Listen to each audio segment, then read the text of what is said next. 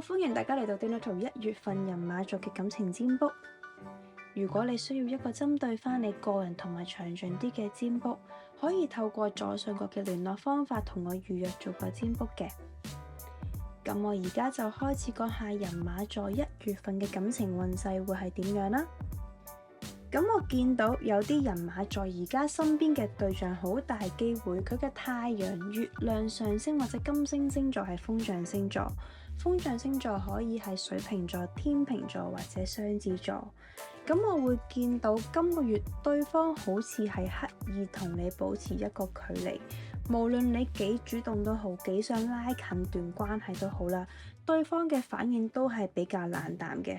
又唔係話佢真係完全唔理你，但係你會覺得佢同你嘅距離好遠，好似好有隔膜咁樣。你會覺得好似得返你自己一個喺度用力，對方就選擇後退一步，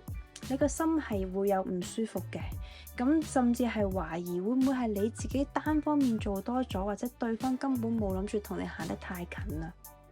另外有啲人馬在12月尾1月頭嘅時候，可能會遇到一個對你好有好感，會想接近你嘅人。咁我見到你對呢個對象就冇乜感覺噶啦，心態都係比較冷靜，而你自己亦都唔想開始一段新嘅關係。咁你未必會即刻表態或者拒絕，但係去到1月尾，我會見到你會慢慢抽身，唔想對方再接近自己嘅。咁到最後，我會見到有啲人馬座同你嘅對象可能發展咗一段時間，又或者係同你嘅另一半一齊咗一段時間噶啦。咁其實去到1月，你已經清楚知道你對對方嘅感覺已經係唔同咗。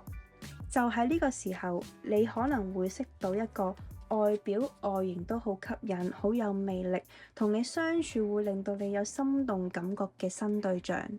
咁呢個人嘅出現就會令到你開始猶豫自己究竟應唔應該為自己踏出一步，定係要繼續為咗責任留喺而家嘅關係入面嘅。咁人馬座嘅占卜就去到呢度啦，我哋下個月再見啦，